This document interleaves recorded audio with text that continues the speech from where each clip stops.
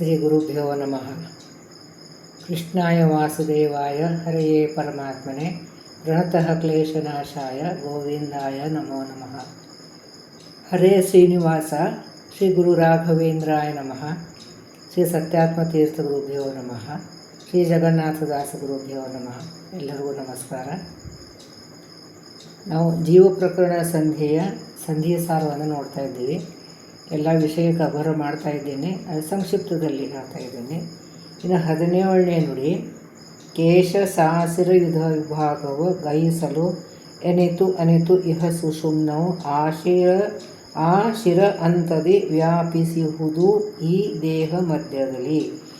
ಒಂದು ಕೂದಲು ಎಳೆ ಉದ್ದಾಗಿ ಸೀಳಿದರೆ ಎಷ್ಟು ಸೂಕ್ಷ್ಮವಾಗ್ತದೆ, ಹಾಗೆ ಸಾಸಿರ ವಿಭಾಗ 1000 ಭಾಗ, ಒಂದು ಕೂದಲು ಎಳೆ 1000 ಭಾಗ ಮಾಡಿದರೆ ಎಷ್ಟು ಸೂಕ್ಷ್ಮವಾಗಿ ಆಗ್ತದೆ, ಅಷ್ಟು ಸೂಕ್ಷ್ಮವಾಗಿ ಸುಷುಮ್ನ ನಾಡಿ ಇದೆ ಅಂತ. ಸುಷುಮ್ನ ನಾಡಿಯಲ್ಲಿದೆ, ಒಂದು ವೃಷಣದ ಮೂಲದಿಂದ ಇದು ನೆತ್ತಿಯ ಮಧ್ಯವರೆಗೂ ಸ್ಟ್ರೇಟಾಗಿ ಇದೆ ಸುಷುಮ್ನ ನಾಡಿ ಅಂಥದ್ದು. ವ್ಯಾಪಿಸುವುದು ಈ ದೇಹ ಮಧ್ಯದಲ್ಲಿ, ಈ ದೇಹದ ಮಧ್ಯದಿಂದ ಕೆಳಗಡೆಯಿಂದ ಪೂರ್ಣ ವೃಷಣಾಸನದಿಂದ ಬಂದು ಅಲ್ಲಿ ತುಂದಿ ಗಂಟು ಅಂತ ಹೇಳ್ತೀವಿ. ಆ ತುಂದಿಯಿಂದ ಸ್ಟಾರ್ಟ್ ಆಗಿ ಈ ದೇಹ ಮಧ್ಯದಲ್ಲಿದ್ದಂಥ ಬ್ರಹ್ಮರಂಧ್ರದವರೆಗೂ ಸ್ಟ್ರೇಟಾಗಿ ಇದೆ. ಅದಕ್ಕೆ ಸುಷುಮ್ನ ನಾಡಿ ಅಂತ ಹೇಳ್ತಾರೆ ಅಂತ. ಅದಕ್ಕೆ ಟಿಸಲು ಹೊಡೆದಿರ್ತದೆ, 4 ಟಿಸಲು ಹೊಡೆದಿರ್ತದೆ. ಆ ಸುಷುಮ್ನಕ್ಕೆ 4 ದಿಕ್ಕು ಮಧ್ಯದಲ್ಲಿ ಸುಷುಮ್ನ ನಾಡಿ, ಆಮೇಲೆ 4 ಕಡೆ ದಿಕ್ಕು, ಇಲ್ಲಿ ಪೂರ್ವ ಪಶ್ಚಿಮ ಉತ್ತರ ದಕ್ಷಿಣ, ಹೀಗೆ 4 ಟಿಸಲು. ಇದು ಸುಷುಮ್ನ ನಾಡಿ ಅಂತಂದರೆ ಇಲ್ಲೊಂದು ಟಿಸಲು, ಇಲ್ಲೊಂದು ಟಿಸಲು, ಇಲ್ಲೊಂದು ಟಿಸಲು, ಇಲ್ಲೊಂದು ಟಿಸಲು, ಹೀಗೆ 4 ಭಾಗ ಆಗಿರ್ತದೆ. ಮಧ್ಯದಲ್ಲಿ ಇದ್ದೇ ಇರ್ತದೆ. ಅದಕ್ಕೆ ಇದು ತಿರ್ಗಾ 4 ಒಂದು ಬಾಂಬು ಸಿಡಿದರೆ ಹೇಗೆ ಒಂದು ಬರ್ತದಲ್ಲ, ಆ ರೀತಿಯಾಗಿ ಇರ್ತದೆ ಅಂತ. ಆ ನಾಡಿಗಳಿಗೆ ಏನು ಅಂತಾರೆ, ಇದಕ್ಕೆ ನಾವು ದೇಹದ ಮುಂದಿನ ಭಾಗಕ್ಕೆ ಪೂರ್ವ ಅಂತ ಹೇಳ್ತೀವಿ, ಹಿಂದಿನ ಭಾಗಕ್ಕೆ ಪಶ್ಚಿಮ ಅಂತ ಹೇಳ್ತೀವಿ. ಯಾಕಂದರೆ ದಿಕ್ಕುಗಳು ನಮ್ಮ ದೇಹ ಓಡಾಡ್ತಾ ಇರ್ತೀವಿ, ದಿಕ್ಕುಗಳು ಫಿಕ್ಸ್ ಮಾಡೋದು ಹೇಗೆ ಅಂತಂದರೆ ಅದಕ್ಕೆ ಮುಂದಿಂದು ಪೂರ್ವ, ಹಿಂದಿಂದು ಪಶ್ಚಿಮ, ಎಡಗಡೆದು ಉತ್ತರ, ಬಲಗಡೆದು ದಕ್ಷಿಣ, ಈ ರೀತಿಯಾಗಿ ನಾವು ದಿಕ್ಕಿದ ಚಿಂತನೆಯನ್ನು ಮಾಡಬೇಕು ಅಂತ. ಅದಕ್ಕೆ ಒಂದು ಕೂದಲವನ್ನು ಅಷ್ಟು 1000 ಭಾಗ ಮಾಡಿ ಎಷ್ಟು ಸೂಕ್ಷ್ಮವಾಗಿರ್ತದೋ ಅಷ್ಟು ಸೂಕ್ಷ್ಮವಾಗಿ ಸುಷುಮ್ನ ನಾಡಿ ಇದೆ. ಇದು ವೃಷಣಾಸನದಿಂದ ದುಂದಿ ಗಂಟು ಅಂತ ನಾವು ಕೂಡ್ತೀವಿ, ಅಲ್ಲಿಂದ ಲಿಂಗ, ಎದ್ರ ಮಧ್ಯದಲ್ಲಿ ಒಂದು ಗಂಟಿದೆ, ಅಲ್ಲಿಂದ ಸ್ಟಾರ್ಟ್ ಆಗ್ತದೆ ಅಂತ. ಈ 4 ಭಾಗ ಏನಾಗ್ತದೋ ಅದು ಸುಷುಮ್ನ ಹಾಗೇ ಇರ್ತದೆ, ಅದರಿಂದನೇ 4 ಟಿಸಲಾಗಿರ್ತದೆ. ಸೊ ಈ ಪೂರ್ವ ಭಾಗಕ್ಕೆ ಅದಕ್ಕೆ ಪ್ರಕಾಶಿನಿ ಅಂತ ಹೇಳ್ತಾರೆ. ಆಮೇಲೆ ದಕ್ಷಿಣಕ್ಕೆ ವೈಧೃತಿ ಅಂತ ಹೇಳ್ತಾರೆ, ಪಶ್ಚಿಮಕ್ಕೆ ವಜ್ರಿಕಾ ಅಂತ ಹೇಳ್ತಾರೆ, ಆಮೇಲೆ ಉತ್ತರಕ್ಕೆ ಆರ್ಯಮ ಅಂತ ಹೇಳ್ತಾರೆ. ಈ 4 ನಾಡಿಗಳ ಇದು ಒಂದು ಹೆಸರು. ಆಮೇಲೆ ಇದು ಸ್ವಲ್ಪ ನಾಡಿಗಳ ಮೇಲೆ ಬಂದ ಮೇಲೆ ಈ 4 ಅಂಕಿಗಳಲ್ಲಿ ಹೀಗೆ ಟರ್ನ್ ಆಗ್ತದೆ. ಸೊ ಅದಕ್ಕೆ ಬಲಗಡೆ ಇದ್ದಂಥದ್ದು ನಾಡಿ ಎಡಕ್ಕೆ ಬರ್ತದೆ, ಎಡಕ್ಕೆ ಇದ್ದಂಥದ್ದು ಬಲಗಡೆ ಬರ್ತದೆ. ಆವಾಗ ಅದು ಇಡ ಪಿಂಗಳ ಅಂತ ಹೇಳ್ತೀವಿ. ಸೊ ಇಲ್ಲಿ ಎಡಕ್ಕೆ ಇಡ, ಇಲ್ಲಿ ಪಿಂಗಳ ಅಂತ ಹೇಳ್ತೀವಿ. ಅದು ಟರ್ನ್ ಆದ ಮೇಲೆ ಅದು ಇಲ್ಲಿ ಕುತ್ತಿಗೆನಲ್ಲಿ ಟರ್ನ್ ಆಗ್ತದೆ ಅದನ್ನು. ಸೊ ಅದಕ್ಕೆ ಇದು ಸ್ತ್ರೀ ನಾಡಿ ಪುರುಷ ನಾಡಿ ಅದರ ಸಂಗಮ ಆಗ್ತದೆ ಎತ್ತಿಕೊಂಡು ಅದೆಲ್ಲ ಹೇಳ್ತಾ ಇರ್ತಾರೆ. ಸೊ ಇಲ್ಲಿ ಈ ರೀತಿಯಾಗಿ ಈ ನಾಡಿಗಳಲ್ಲಿ 4 ಒಂದು ದಿಕ್ಕಿನಲ್ಲಿ 4 ನಾಡಿಗಳ ಪ್ರಭೇದವನ್ನು ಆಗ್ತದೆ. ಅದಕ್ಕೆ ಪೂರ್ವಕ್ಕೆ ಪ್ರಕಾಶಿನಿ, ಪಶ್ಚಿಮಕ್ಕೆ ವಜ್ರಿಕ, ಆಮೇಲೆ ಉತ್ತರಕ್ಕೆ ಆರ್ಯಮ, ಆಮೇಲೆ ದಕ್ಷಿಣಕ್ಕೆ ವೈಧೃತಿ ಅಂತ ಈ ನಾಡಿಗಳ ಹೆಸರನ್ನು ಹೇಳ್ತಾ ಇದ್ದಾರೆ. ಇನ್ನು 18ನೇ ನುಡಿ, 17 ನುಡಿ ಆಯಿತು. 18ನೇ ನುಡಿದಲ್ಲಿ ಆ ನಳಿನಭವ ನಾಡಿಯೊಳಗೆ ಈ ಸುಷುಮ್ನ ನಾಡಿಗೆ ಬ್ರಹ್ಮನಾಡಿ ಅಂತ ಕೂಡ ಹೇಳ್ತಾರೆ. ಸೊ ಆ ಶಬ್ದ ಇಟ್ಟಿದ್ದಾರೆ, ಅಂದರೆ ಬಹಳ ದೂರವಾಗಿದ್ದಂಥ ಬ್ರಹ್ಮದೇವರು ನಮ್ಗಿಂತ ಬಹಳ ದೂರವಾಗಿದ್ದಾರೆ. ಹಂಗೆ ನಾವು ಒಳಗಡೆನೇ ಇದ್ದಾರಲ್ಲ ಅಂತಂದರೆ ಒಳಗಡೆ ಇದ್ರೂ ಕೂಡ ನಮಗೆ ಕಾಣಿಸೋದಿಲ್ಲ, ಅದಕ್ಕೆ ದೂರ ಅಂತ, ಅದಕ್ಕೆ ಆ ಶಬ್ದವನ್ನು ಇಟ್ಟಿದ್ದಾರೆ. ಅದು ಕಣ್ಣಿಗೆ ಗೋಚರ ಆಗೋದಿಲ್ಲ, ಒಳಗಡೆ ಇದ್ರೂ ಕೂಡ ಕಣ್ಣಿಗೆ ಗೋಚರ ಆಗೋದಿಲ್ಲ.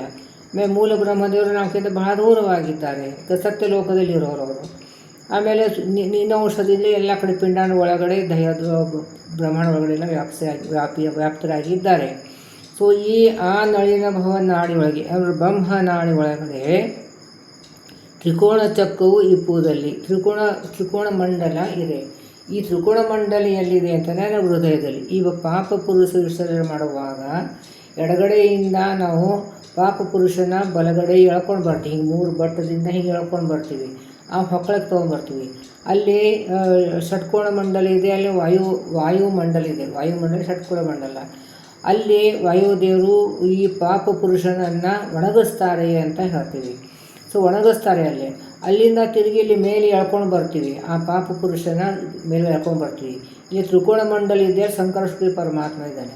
ಅಲ್ಲಿ ಆ ಅಗ್ನಿಯಲ್ಲಿ ಸಂಕರ್ಷಣಿ ಪರಮಾತ್ಮ ಪಾಪ ಪುರುಷನ ಸುಡುತ್ತಾನೆ ಅಂತ ಹೇಳ್ತಾರೆ. ಆಮೇಲೆ ಆ ಬೂದಿಯನ್ನು ತೊಗೊಂಬಂದು ಎಡಗಡೆ ಹೊಳ್ಳೆಯಿಂದ ನಾವು ಹಿಂಗೆ ಮಾಡಿ ಹೊರಗಡೆ ಹಾಕ್ತೀವಿ. ಸೊ ಇದು ದಿನನಿತ್ಯ ಮಾಡ್ತೀವಿ ನಾವು. ಇದು ಗುರುಮಂತ್ರ ಮಾಡುವಾಗ ದಿನನಿತ್ಯ ಮಾಡ್ತೀವಿ. ಮತ್ತು ಇದು ಪಾಪ ಪುರುಷನ ವಿಸರ್ಜನೆ ಮಾಡಿಬಿಟ್ವಿ ಅಂತಂದ್ರೂ ಕೂಡ ಮತ್ತೆ ಹೆಂಗೆ ಬರ್ತಾನೆ, ಮತ್ತೆ ಮರುದಿವಸ ಉದಯ ಆಗ್ತಾನೆ. ಅದು ಒಂದು ಔಷಧಿಯಿಂದ ದಿನನಿತ್ಯ ಬರ್ತಾನೆ ಇರ್ತಾನೆ. ಸೊ ದಿನನಿತ್ಯ ನಾವು ಹೊರಗಡೆ ಹಾಕಬೇಕು. ಸೊ ಅದಕ್ಕೆ ಅವಾಗ ನಮ್ಮದು ದೇಹ ಶುದ್ಧಿ ಆಗ್ತದೆ. ಅದಕ್ಕೆ ಇಲ್ಲಿ ಹೇಳ್ತಾ ಇದ್ದಾರೆ, ಹೀನ ಪಾಪಾತ್ಮಕ ಪುರುಷನ ಹಾನಿಗೈಸುತ್ತ ದಿನದಿ ವಿಜ್ಞಾನಮಯಸಿ ವಾಸುದೇವನು ಐದಿಸುವ ಕರುಣಿ. ಅದೇ ಇಲ್ಲಿ ಏನಾಗ್ತದೆ, ಪಾಪ ಪುರುಷರ ವಿಸರ್ಜನೆ ಆಯಿತು. ಆಮೇಲೆ ದೇಹ ಶುದ್ಧ ಆಗಬೇಕಲ್ಲ, ಅದಕ್ಕೆ ಇಲ್ಲಿ ವರ್ಣಮಂಡಲ ಅಂತಿದ್ದು ಗುಂಡಿದ್ದಂಥದ್ದು ವರ್ತುಳಕ ವರ್ಣಮಂಡಲ. ಅಲ್ಲಿ ವಾಸುದೇವ ಪರಮಾತ್ಮ ಇದ್ದಾನೆ, ಅವನು ಅಮೃತ ವರ್ಷವನ್ನು ಮಾಡ್ತಾನೆ ಅಂತ. ಅದರಿಂದ ನಮ್ಮ ದೇಹವನ್ನು ಶುದ್ಧ ಆಗ್ತದೆ. ಇಂಥ ಕರುಣೆಯಾದಂಥ ಭಗವಂತ ನಮ್ಮ ದೇಹ ಶುದ್ಧವನ್ನು ಮಾಡ್ತಾನೆ. ಜ್ಞಾನಮಯ ಕೋಶದಲ್ಲಿದ್ದಂಥ ಅದು ವರ್ತುಳಾಕಾರ ಮಂಡಲದಲ್ಲಿದ್ದಂಥ ವರ್ಣಾಂತರ್ಗತ ವಾಸುದೇವ ರೂಪಿ ಪರಮಾತ್ಮ ಅಲ್ಲಿ ಅಮೃತ ವರ್ಷ ಮಾಡ್ತಾನೆ. ಅಲ್ಲಿ ವರ್ಣಮಂಡಲ ಇದೆ, ವರ್ತುಳಕಾರದ ವರ್ಣಮಂಡಲ ಇದೆ. ಅಲ್ಲಿ ವಾಸುದೇವ ರೂಪಿ ಪರಮಾತ್ಮ ಅಮೃತ ವರ್ಷವನ್ನು ಮಾಡ್ತಾನೆ ಅಂತ. ಇಲ್ಲಿ ವರ್ಣಮಂಡಲ ಯಾಕೆ ಬಂತು ಅಂದರೆ, ಸಮುದ್ರ ಮಥನ ಮಾಡಿ ಅಲ್ಲಿಂದ ಬಂದಂಥ ಅಮೃತ. ಅಲ್ಲಿ ಸಮುದ್ರಕ್ಕೆ ಅಭಿಮಾನಿ ದೇವತೆ ಯಾರು? ವರುಣ. ಅದಕ್ಕೆ ಅಲ್ಲಿ ವರ್ಣಮಂಡಲ ಅಂದರೆ ವರ್ತುಲ ಮಂಡಲ ಅಂತ ಹೇಳ್ತಾರೆ. ಅಲ್ಲಿ ವಾಸುದೇವ ಪರಮಾತ್ಮ ಅಮೃತ ವರ್ಷವನ್ನು ಮಾಡಿ ನಮ್ಮ ದೇಹವನ್ನು ಶುದ್ಧಿ ಮಾಡ್ತಾನೆ ಅಂತ ಇಲ್ಲ. ಸೊ ಇಲ್ಲಿ ಪಾಪ ಪುರುಷನ ಸುಡೋದು ಅಂಥದ್ದು ಹೇಗೆ ವಿಸರ್ಜನ ಹೇಗೆ ಮಾಡುವುದನ್ನು ತಲೆಯಲ್ಲಿ ಒಂದೊಂದು ಶಬ್ದದಲ್ಲಿ ಇಟ್ಟಿದ್ರೆ ಅದರಲ್ಲಿ ನಾವು ವಿಸ್ತಾರ ಮಾಡಿ ತಿಳ್ಕೋಬೇಕು. ಇನ್ನು 19ನೇ ನುಡಿಯಲ್ಲಿ ಮಧ್ಯನಾಡಿಯ ಮಧ್ಯದಲ್ಲಿ ಹೃತ್ ಪದ್ಮ ಮೂಲದಿ ಮೂಲಪತಿ ಪದ ಪದ್ಮ ಮೂಲದಲ್ಲಿ ಪವನನ ಪಾದ ಮೂಲದಲ್ಲಿ. ಇನ್ನು ಈ ಅಷ್ಟದಳ ಕಮಲದ ರಚನೆಯನ್ನು ಸ್ವಲ್ಪ ವಿಸ್ತಾರವಾಗಿ ಹೇಳಬೇಕಾಗುತ್ತದೆ. ಈ ಅಷ್ಟದಳ ಕಮಲ ಇರ್ತದೆ. ಆ ಅಷ್ಟಕಮಲದಲ್ಲಿ ಒಂದು ಮಧ್ಯದಲ್ಲಿ ಕೇಸರ ಏನಿರ್ತದಲ್ಲ, ಅಲ್ಲಿ ಒಂದು ತ್ರಿಕೋಣ ಅದಕ್ಕೆ ಒಂದು ಅಗ್ನಿಮಂಡಲ ಅಂತ ಹೇಳ್ತೀವಿ. ಅಗ್ನಿಮಂಡಲದ ಮೇಲೆ ಅಲ್ಲಿ ಇದು ಅಷ್ಟದಳ ಕಮಲ ಇದೆ. ಅಷ್ಟದಳಕ್ಕೆ ಇಲ್ಲಿ ನಾಳ ಇರ್ತದಲ್ಲ, ಆ ನಾಳಿನಲ್ಲಿ ಸೂರ್ಯಮಂಡಲ, ಚಂದ್ರಮಂಡಲ, ಅದ್ರ ಮೇಲೆ ಅಗ್ನಿಮಂಡಲ, ಇವು 3 ಮಂಡಲಗಳಿದೆ. ಅದರ ಮೇಲೆ ಅಷ್ಟದಳ ಕಮಲ ಇರ್ತದೆ. ಸೊ ಅದಕ್ಕೆ ಅಲ್ಲಿ ಹೇಳ್ತಾ ಇದ್ದಾರೆ, ಮಧ್ಯನಾಡಿಯ ಮಧ್ಯದಲ್ಲಿ ಹೃತ್ ಪದ್ಮ ಮೂಲದಿ ಮೂಲಪತಿ ಪದ ಪದ್ಮ ಮೂಲದಲ್ಲಿ ಪವನನ ಪಾದ ಮೂಲದಲ್ಲಿ. ಅಲ್ಲಿ ಮೂಲೇಶ, ಇದು ನಾಳಿದೆ, ಇಲ್ಲಿ ಅಷ್ಟದ ಕಮಲ ಇದೆ. ಸೊ ಇಲ್ಲಿ ಮಧ್ಯದಲ್ಲಿ ಏನಿದೆ ಅದು ದಂಡಿಗೆ, ಅಲ್ಲಿ ಮೂಲೇಶ ರೂಪಿ ಪರಮಾತ್ಮ ಇದ್ದಾನೆ ಅಂತ ಹೇಳ್ತಾರೆ. ಸೊ ಇಲ್ಲಿ ಅಗ್ರೇಶ, ಮೂಲೇಶ, ಪ್ರಾದೇಶದ ಚಿಂತನೆಯನ್ನು ಕೊಡ್ತಾ ಇದ್ದಾರೆ. ಈ 3 ಮಂದಿಗೂ ಬಿಂಬರೂಪಿ ಪರಮಾತ್ಮ ಅಂತ ಹೇಳ್ತಾರೆ. ಮೂಲೇಶ, ಪ್ರಾದೇಶ, ಅಗ್ರೇಶ 3. ಈ ಕಮಲದ ಈ ಮಧ್ಯದಲ್ಲಿ ಕೇಸರದ ಅದರ ಮೇಲೆ ರಥ ಇದೆ, ಅದರ ಮೇಲೆ ಭಗವಂತ ಕೂತಿದ್ದಾನೆ. ಇದು ಭಾಳ ಸ್ಥೂಲವಾದಂಥ ವಿಷಯ. ಭಾಳ ಆಳವಾಗಿ ಹೋಗಬೇಕು ಅಂತಂದರೆ 1 ಗಂಟೆ ಬೇಕು. ಇದು ಅಂದರೆ ಮೂಲೇಶ, ಪ್ರಾದೇಶ, ಅಗ್ರೇಶ ಎಲ್ಲಿ ಇದ್ದಾನೆ ಅನ್ನೋದನ್ನು ಭಾಳ ಆಳವಾದಂಥದ್ದು ವಿಷಯ ಇದೆ. ಇಲ್ಲಿ ಬರೀ ಇದು ಒಂದು ಸ್ಥೂಲವಾಗಿ ಸುಮ್ಮನೆ ಬೇಸಿಕ್ವನ್ನು ಹೇಳ್ತಾ ಇದ್ದೀನಿ. ಇಲ್ಲಿ ಅಷ್ಟದ ಕಮಲ, ಅಲ್ಲಿ ಮಧ್ಯದಲ್ಲಿ ಕೇಸರ, ಅದರ ಮೇಲೆ ಒಂದು ತ್ರಿಕೋಣ ಮಂಡಲ, ಅದರ ಮೇಲೆ ಚೌಕೋನ ಮಂಡಲ, ಆಮೇಲೆ ಅದರ ಮೇಲೆ ರಥದಲ್ಲಿ 100 ಕಂಬ ಇದ್ದಂಥ ರಥ, ಅದರಲ್ಲಿ ಭಗವಂತ ಪವಡಿಸಿದ್ದಾನೆ, ಲಕ್ಷ್ಮೀ ಸಹಿತವಾದಂಥದ್ದು. ಅಲ್ಲಿ ಹಾಸಿಗೆ ಶೇಷದೇವರಾಗಿದ್ದಾರೆ. ಅದರ ಮೇಲೆ ಗಾದಿಯಾಗಿ ಲಕ್ಷ್ಮೀದೇವಿ ಕೂಡ ಅಲ್ಲಿ ಇದ್ದಾಳೆ. ಅದರ ಮೇಲೆ ಭಗವಂತ ಪವಡಿಸಿದ್ದಾನೆ ಅಂತ ಹೇಳ್ತಾರೆ. ಸೊ ಇಲ್ಲಿ ಆ ಕೇಸರದ ಮೇಲೆ ರಥವಿದ್ದಂಥದ್ದು ಅವನು ಅಗ್ರೇಶ. ಈ ಕಮಲದಲ್ಲಿ ಪೂರ್ತಿ ವ್ಯಾಪ್ತನಾಗಿದ್ದಾನೆ, ಅದು ಪ್ರಾದೇಶ. ಆಮೇಲೆ ಈ ಕಮಲದ ಪಾದದಲ್ಲಿ, ಅಂದರೆ ಈ ನಾಳೆಯಲ್ಲಿ ಜಾಯಿಂಟ್ ಆಗಿರ್ತದೋ ಅಲ್ಲಿ ಏನಿದೆ ಇದು ಕೇಸರ, ಮಧ್ಯದಲ್ಲಿ ಕೇಸರ, ಇಲ್ಲೆಲ್ಲ ದಳಗಳು. ಆ ಕೇಸರ ತುದಿಯಲ್ಲಿ ಏನು ಅಂದರೆ ಅದು ಪಾದ ಅಂತ ಹೇಳ್ತೀವಿ, ಅಲ್ಲಿ ಅಂದರೆ ಮೂಲ ಅಂತ ಹೇಳ್ತೀವಿ. ಆ ಮೂಲದಲ್ಲಿ ಮೂಲೇಶ ರೂಪಿ ಪರಮಾತ್ಮ ಇದ್ದಾನೆ ಅಂತ ಹೇಳ್ತಾ ಇದ್ದೀವಿ. ಅದು ಇಲ್ಲಿ ಆಮೇಲೆ ಮುಂದಿನ ನುಡಿಯಲ್ಲಿ ಇನ್ನೂ ವಿಷಯ ಬರ್ತದೆ. ಸೊ ಇಲ್ಲಿ ಈ ನುಡಿಯಲ್ಲಿ ಏನು ಹೇಳ್ತಾ ಇದ್ದಾರೆ ಅಂತಂದರೆ, ಈ ಹೃತ್ಪದ್ಮ ಅಂದರೆ ಹೃದಯಾಕಾಶದಲ್ಲಿದ್ದಂಥ ಪದ್ಮ, ಆ ಪದ್ಮಗಳ ಮೂಲಪತಿ ಮೂಲೇಶ, ಪದ್ಮ ಮೂಲದಲ್ಲಿ ಪವನನ ಪಾದ ಮೂಲದಲ್ಲಿ, ಅಲ್ಲಿ ಈ ಮೂಲೇಶನ ಪಾದಕ್ಕೆ ವಾಯುದೇವರು ಇದ್ದಾರೆ. ವಾಯುದೇವರು ಹೇಗಿದ್ದಾರೆ? ಈಗ ಮೂಲೇಶ ಇದ್ದಾನೆ, ಮೂಲೇಶನಿಗೆ ಅಭಿಮುಖವಾಗಿ ವಾಯುದೇವರು ಇದ್ದಾರೆ. ವಾಯುದೇವರ ಪಾದಕ್ಕೆ ನಾವು ಈ ಜೀವ ದೋತಾಡ್ತಾ ಇದ್ದೀವಿ ಅಂತ ಹೇಳಿ ಅಲ್ಲಿ ಇಲ್ಲಿ ಅದಕ್ಕೆ ಈ ಜೀವಕ್ಕೆ ಮೇಲೆ ಮೂಲ ಸ್ವರೂಪ ದೇಹ, ಅದರ ಮೇಲೆ ಲಿಂಗ ದೇಹ, ಅದರ ಮೇಲೆ ಅದು ಅನುರು ದೇಹ, ಇಷ್ಟು ಫುಲ್ ಒಂದು ಸೆಟ್ಟು ಈ ವಾಯುದೇವರ ಪಾದಕ್ಕೆ ನಾವು ದೋತಾಡ್ತಾ ಇದ್ದೀವಿ ಅಂತ ಹೇಳ್ತಾ ಇದ್ದಾರೆ. ಸೊ ಇಲ್ಲಿ ಅಗ್ರೇಶ ಮೇಲಾಯಿತು, ಪ್ರಾದೇಶ ಪೂರ್ತಿ ಕಮಲ ವ್ಯಾಪ್ತಾಯಿತು, ಮೂಲೇಶ ಈ ಕೇಸರ ಮತ್ತು ದಳ ಜಾಯಿಂಟ್ ಏನಿರ್ತದಲ್ಲ ಅಲ್ಲಿ ಮೂಲೇಶ ಇದ್ದಾನೆ ಅಂತ. ಸೊ ಅಲ್ಲಿ ಆ ಮೂಲೇಶನ ಪಾದಕ್ಕೆ ವಾಯುದೇವರ ಪಾದಕ್ಕೆ ನಾವು ಜೀವ ಹೇಗೆ ಇದ್ದೀವಿ? ಲಿಂಗ ದೇಹ ಅನಿರುದ್ಧ ದೇಹ ಸಹಿತವಾಗಿ ಇದ್ದೀವಿ ಅಂತೇಳಿ ಹೇಳ್ತಾ ಇದ್ದಾರೆ. ಸೊ ನಮ್ಮ ಸ್ಥಾನ ಎಲ್ಲಿದೆ ನಮ್ಮ ದೇಹದಲ್ಲಿ ಅಂತಂದರೆ, ಇದು ಸ್ಥೂಲ ದೇಹದಲ್ಲಿ ಇದ್ದಂಥ ಕಮಲದಲ್ಲಿ ಅಲ್ಲಿ ನಮ್ಮದು ಸ್ವರೂಪ ದೇಹ ಸಹಿತ ನಾವು ಇದ್ದೀವಿ. ಎಷ್ಟು ಸೂಕ್ಷ್ಮವಾಗಿ ಇದ್ದೀವಿ ನಾವು ಅಂತ. ಸ್ಥೂಲ ದೇಹ ದೊಡ್ಡದಾಗಿದೆ, ಅದೇ ನಮ್ಮ ಶರೀರವನ್ನು ಬಹಳ ಸ್ವರೂಪ ದೇಹ ಲಿಂಗದ ಎಲ್ಲ ಬಹಳ ಸೂಕ್ಷ್ಮವಾಗಿ ಸಣ್ಣದಾಗಿ ಇದೆ ಅಂತ ಹೇಳ್ತಾ ಇದ್ದಾರೆ.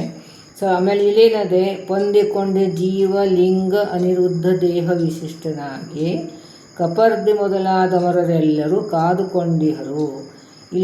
ಇದು ಮೂಲೇಶನ ಅಂಗಾಂಗದಲ್ಲಿ, ಮೂಲೇಶನ ಎಲ್ಲೆಲ್ಲಿ ದಳಗಳಲ್ಲಿ ಎಲ್ಲ ದೇವತೆಗಳಲ್ಲಿ ಕಾದ್ಕೊಂಡು ನಿಂತಿದ್ದಾರಂತೆ. ಯಾವಾಗ ಭಗವಂತ ನಮ್ಮ ದಳಕ್ಕೆ ಬರ್ತಾನೆ ಅವನಿಗೆ ನಾವು ಅವನು ಆರಾಧನೆ ಮಾಡ್ತೀವಿ. ಆಯಾ ದೇವತೆಗಳನ್ನು ಒಂದು ಇಚ್ಛೆಯನ್ನು ಪೂರ್ತಿ ಮಾಡೋಕ್ಕೋಸ್ಕರ ಆ ದೇವತೆಗಳಿಂದ ಅದು ಅಷ್ಟ ದಳದಲ್ಲಿ ದಿಕ್ಪಾಲಕರು ಇರ್ತಾರೆ. ಅವ್ರ ಕಡೆಯಿಂದ ಸೇವೆ ತಗೊಂಡು ಹೋಗ್ತಾನೆ ಅಂತ. ಸೊ ಯಾವ ದಿಕ್ಕಿಗೆ ಯಾವ ದೇವತೆಗಳಿದ್ದಾರೆ ಅಲ್ಲಿ ಯಾವ ದೇವತೆಯ ಒಂದು ಆರಾಧನೆ ಭಗವದ್ ರೂಪದ ಆರಾಧನೆ ಮಾಡ್ತಾರೆ ಅನ್ನೋದನ್ನು ನೀವು ಕಲ್ತಿರ್ತೀರಿ. ಆದರೂ ಹಿಂದಿನ ಸಂಧಿಯಲ್ಲೆಲ್ಲ ಬಂದಿದೆ. ಆದರೂ ಒಂದು ಅವಲೋಕನವನ್ನು ಮಾಡೋಣ ತಿಳ್ಕೊಂಡು, ಸೊ ಅದಕ್ಕೆ ಇನ್ನು ಮುಂದೆ ನೋಡಿ ಹೇಳುವಾಗ ಹೇಳ್ತೀನಿ, ಸದ್ಯಕ್ಕೆ ಇಷ್ಟು ಸಾಕು.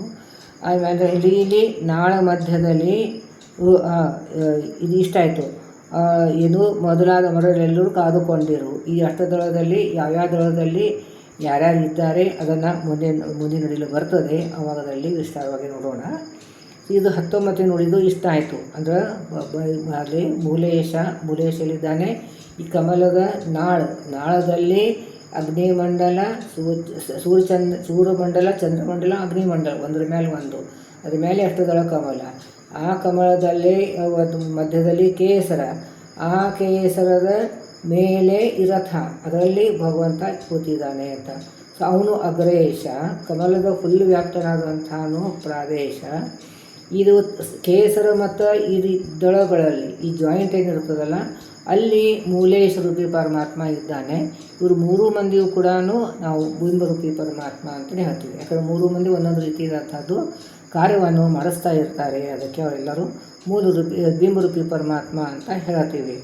ಆಮೇಲೆ ಇಲ್ಲಿ ಅಷ್ಟದಳದಲ್ಲಿ ಯಾವ್ಯಾವ ದೇವತೆಗಳಿದ್ದಾರೆ ಅಂತ ಅನ್ನೋದನ್ನು ಈಗ ಮುಂದಿನ ನುಡಿಯಲ್ಲಿ ಬರ್ತದೆ. ಆಮೇಲೆ ಇಲ್ಲಿ 20ನೇ ನುಡಿಯನ್ನು ನೋಡ್ಬಿಡೋಣ.